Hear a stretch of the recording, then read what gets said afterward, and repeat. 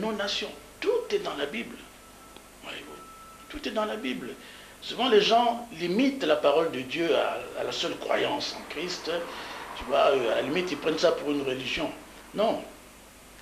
Dans la parole de Dieu, Dieu a donné aux hommes de toutes les nations les directives pour diriger aussi bien les nations, nos pays, nos villes, nos familles, comment éduquer nos enfants et même comment conduire l'économie. Tout est dans la Bible. En vous écoutant, je comprends par là que le spirituel détermine beaucoup de choses physiques, matérielles. Or, je constate aujourd'hui, pour ne pas faire une répétition, que le monde tourne mal. Mais les chrétiens détiennent la lumière. Ils représentent ceux qui ont reçu la sagesse de Dieu. Exactement. Et de là, ma question aujourd'hui est par rapport justement à l'attitude des chrétiens qui consiste à accuser les autres, à dire que si les choses ne marchent pas, c'est parce qu'il n'y a pas, parce que les gens ne vont pas à l'église, parce que le politique travaille mal, parce que l'économique tourne mal. Or, eux détiennent la lumière, ils détiennent la sagesse de Dieu. À qui la responsabilité? Est-ce que c'est la responsabilité des païens si les choses vont mal? Quand je dis païens, c'est ceux-là qui ont à charge justement cette dimension matérielle des choses, qui pour la plupart sont trop jugées, mais quand même, fonction oblige, ne vont pas toujours dans le sens du spirituel. Ou bien, est-ce que c'est la faute aux chrétiens? À qui la responsabilité? Je dirais ceci. La responsabilité incombe à chacun de nous. Vous savez, il est trop facile d'accuser l'autre. Mais je pense que l'homme sage, lorsque les choses ne vont pas, vont mal, d'abord, ou même dans sa propre vie, je suppose dans ma vie, si les choses vont mal, Oui. je dois d'abord me regarder moi-même avant de poindre le doigt vers l'autre. Voyez-vous. C'est vrai que chacun est responsable, mais la part de responsabilité n'est pas la même. Je m'explique. Vous avez dit tout à l'heure que le chrétien est la lumière. Et c'est vrai, la Bible dit que les chrétiens sont la lumière du monde. Que les chrétiens sont le sel de la terre. Vous voyez le sel? Le sel donne le goût à la nourriture. Et à l'époque où il n'y avait pas encore les frigos, comme aujourd'hui, les congélateurs, eh bien, nos anciens, pour conserver le plus longtemps possible, par exemple la viande, eh bien, utilisaient le sel.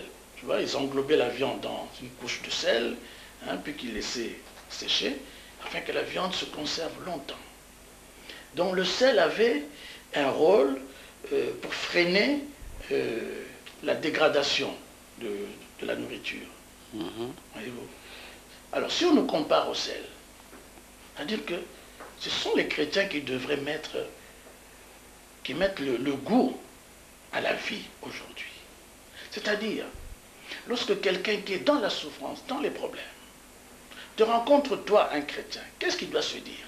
Ah, gloire à Dieu, ma solution arrive. Je ne dirais pas que le frère Gaspard arrive. Non.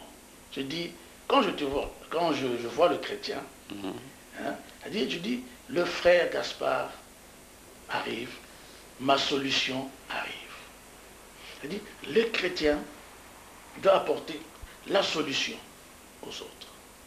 La solution aux problèmes des autres, par l'évangile bien sûr, et matériellement s'il le peut.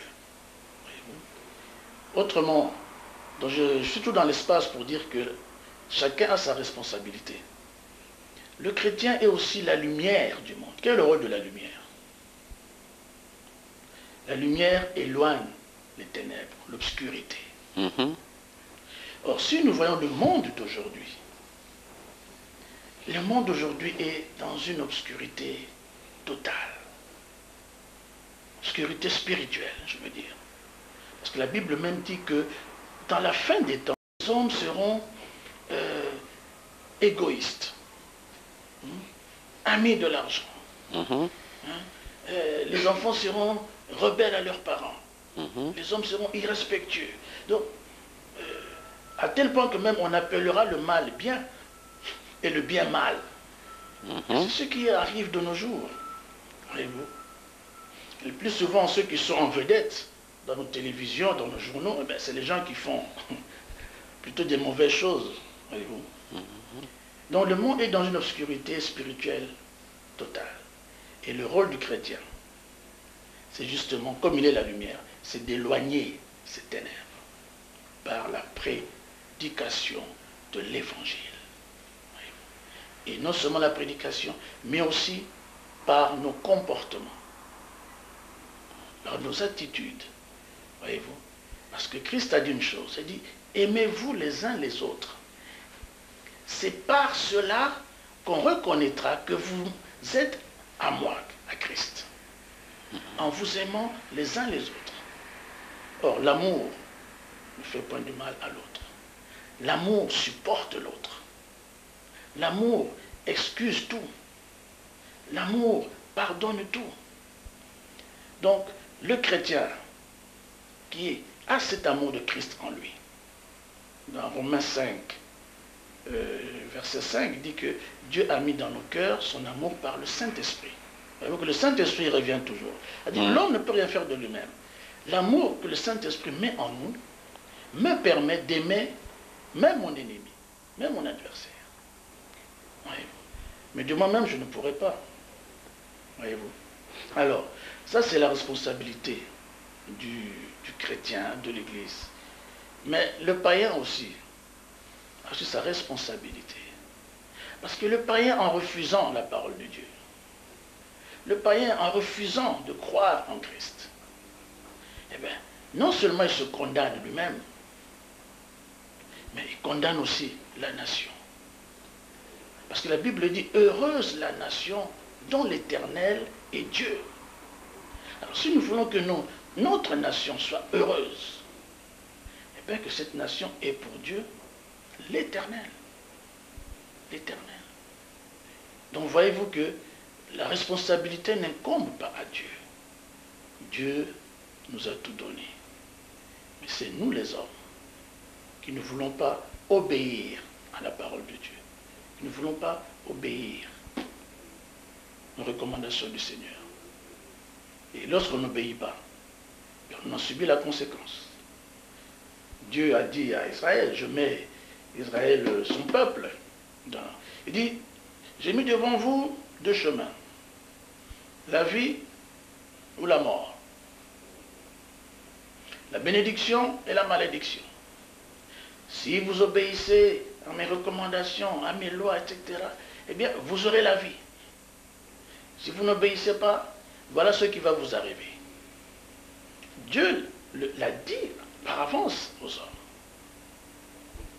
Maintenant, si l'homme choisit la voie de la mort, c'est la faute à Dieu. Non. C'est nous les hommes qui n'obéissons pas à la parole de Dieu.